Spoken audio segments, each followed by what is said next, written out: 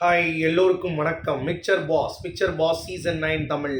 So இந்த வீடியோவில் நம்ம ஓட்டிங் அனாலிசிஸ் அது மட்டும் இல்லாமல் என்ன நடந்துச்சு அமித்துக்கும் அப்புறம் நம்ம திவ்யாவுக்கும் ஒரு கான்வர்சேஷன் வந்து போச்சு. ஸோ அதில் என்னென்னலாம் வந்து பேசினாங்க, அதில் பார்வதியை பற்றி டிஸ்கஸ் பண்ணாங்க, சாண்ட்ராவுடைய பிஹேவியரை பற்றி டிஸ்கஸ் பண்ணுறாங்க. ஸோ இந்த மாதிரி சாண்ட்ராவுடைய கர்மா வந்து அவங்கள துரத்துது அப்படின்ற மாதிரி தான் சொல்லணும். கண்டிப்பாக வந்து விடாது அப்படிங்கிறத நான் இங்கே ஓப்பனாகவே சொல்கிறேன். ஏன்னா அவ்வளோ தூரம் அவங்க வந்து தப்பு பண்ணியிருக்காங்க அப்படிங்கிறது பார்க்க முடியுது. இப்பயும் இவ்வளோ வெண்ட் அவுட் ஆகி அழுதுட்டு இருக்காங்க திவ்யா. அப்போ கூட வந்து சாண்ட்ரா வந்து கன்சோல் பண்ணாமல் வெளியே போய் உட்காந்து எஃப்ஜே கிட்ட பேசிகிட்டு இருக்காங்க. புருஷன் ஒருத்தர் இருப்பானே, புருஷன் கொண்டாட்டி, அதில் புருஷன் விளையாட போயிட்டான். டேய், இவ்வளோ பெரிய அடிஷனை கொடுத்துருக்கீங்க, கட்டி பிடிச்சிங்க, எல்லாம் ஓகேன்ட்டீங்க, அப்புறம் பேசி முடித்த பிறகு திருப்பி வந்து கன்சோல் பண்ணலடா, அப்படியே விட்டு போயிட்டீங்க அழுதுட்டு. அப்போ எவ்வளோ ஃபேக்காக இருக்காங்க பாருங்கள் கேமுக்காக. அந்த டாஸ்க்கு மட்டும் இவங்க இருந்துட்டு வெளியே போகும்போது இவங்க அழுது மாதிரி தெரிஞ்சிடும். அப்பா இவங்க நல்லா இங்கதான்ப்பா அப்படின்ற மாதிரி மக்கள் பார்த்துருவாங்க. அதுக்கடுத்து நீங்கள் பேசலாம் யாருக்கு தெரிய போகுது? நீங்கள் நைட்டும் பாருங்கள் பேசுவாங்க நினைக்கிறீங்க. ஏன்னா பேச மாட்டாங்க. ஏன்னா புருஷனும் பொண்டாட்டியும் தெரிஞ்சுதான் பண்ணியிருக்காங்க கேமுன்ட்டு. பொசசிவாக நீ வந்து பண்ணுன்னு சொல்லிட்டு தியானா கிட்டே பேசுனது உண்மை தான். புருஷன் மேலே பொசசிவாக இருக்குது, திவ்யா வந்து இந்த மாதிரி சொல்லிட்டா அப்படின்ற மாதிரி பேசுனது உண்மை தான். அதை வந்து வெளியே வந்து வேறு மாதிரி சொல்லிட்டா. இப்போ இதை வந்து ப்ரூவ் பண்ண வேண்டியதானே. வியானா இப்போ இங்கே தான் இருக்கா, விளையாண்டுட்டு இருக்கா. ஒரு நிமிஷம் கூட வரமாட்டாங்களா? வியானா நீ ஒரு நிமிஷம் வா, திவ்யா நீங்கள் வா, 2 பேரும் சொல்ல. என்ன அன்றைக்கி வியானா சொன்னேன், சாண்ட்ரா பற்றி தப்பாக சொன்னியா?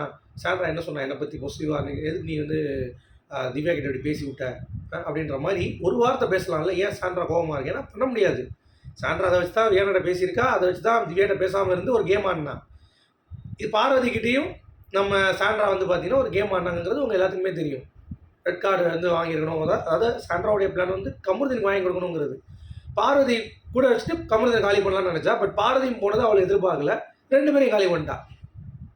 இதுதான் அவளுடைய கேம். புரிஞ்சிச்சுல உங்களுக்கு? அவங்க ஒரு ஷிட்டு கூட மதிக்கலை திவ்யாவை. ஃபீலிங்ஸ் விளாண்டாங்க. அந்த பொண்ணு நிஜமாவே இந்த இதில் கண்டிப்பாக பாராட்டி தான் ஆகணும். ஏன்னா அந்த பொண்ணுக்கு எந்த ரிலேஷன்ஷிப்பும் இல்லை வீட்டில். நசன் பேசி காலில் ரத்தம் வந்தது தான் மிச்சம் எல்லாத்துக்கும். ஆனால் இவங்ககிட்ட ஜென்யூனாக தான் இருந்தா. ஆனால் அவங்களே குத்திட்டாங்க திருப்பி அப்படிங்கிறது பார்க்க முடியுது. இப்போ அமித் கிட்டேயும் அதுக்கடுத்து வந்து பார்த்திங்கன்னா நம்ம திவ்யாவுக்கு ஒரு கான்ஃபியூஷன் வந்து போச்சு. பார்வதியை பற்றி பேசிகிட்டு இருக்காங்க. சாண்ட்ரா எனக்கு வந்து மன்னிப்பு கேட்டாங்க, பட் எனக்கு அது வந்து கொஞ்சம் தெரியல ஒழுங்காகவே அப்படின்ற மாதிரி அமித் சொல்கிறாரு.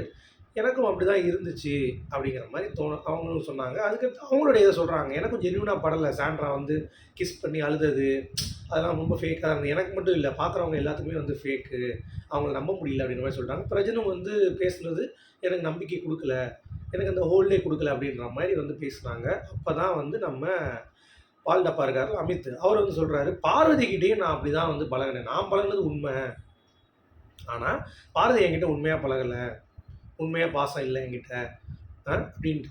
அட பாதி பண்ணாட. இவன் வெளியே போகிறப்ப பார்வதி வந்து அழுகலையா? சரி, அது ஃபீலிங் காட்ட மாட்டா. பார்வதி பொறுத்த வரைக்கும் எப்பயுமே வந்து பார்த்தீங்கன்னா திவாகர் போகிறப்ப கூட முதல்ல லைட்டாக பார்த்துட்டு அப்புறம் லைட்டாக ஃபீல் பண்ணி அழுதா. அதுக்கடுத்து உடனே வந்துட்டா. ஏன்னா அவள் வந்து பவுன்ஸ் பேக் ஆயிடுவான் ஈஸியாக. அவள் தெரியும் இது கேம் தான், வெளியே போய் சந்திக்க போகிறாங்க, வெளியே போய் அமித்கிட்ட பேச தான் போகிறான். அவ்வளோ தூரம் அவள் வந்து நம்பிட்டு தான் வச்சுருந்தா. அவள் யூஸ் பண்ணவே இல்லை அமித் என்றைக்குமே.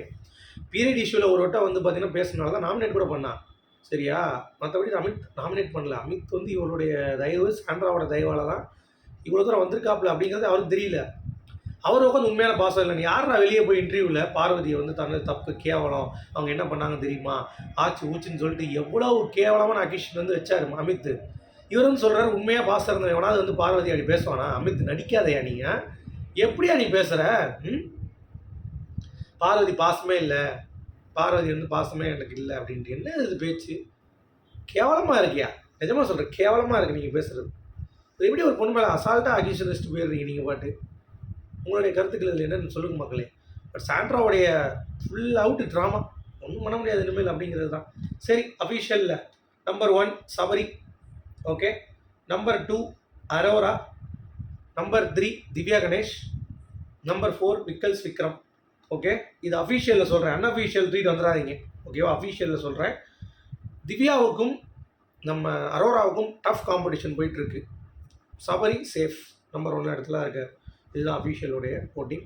ஸோ மிட்வீக் எவிஷன்லாம் இருக்காதுங்க எனக்கு தெரிஞ்சு. டாப் 4 ஃபினாலே டே அன்றைக்கி தான் வெயிட் பண்ணுவாங்க, ஓகேங்களா? சண்டே தான். உங்களுடைய கருத்துக்கள் சொல்லுங்கள். மீண்டும் சொல்லுங்கள்.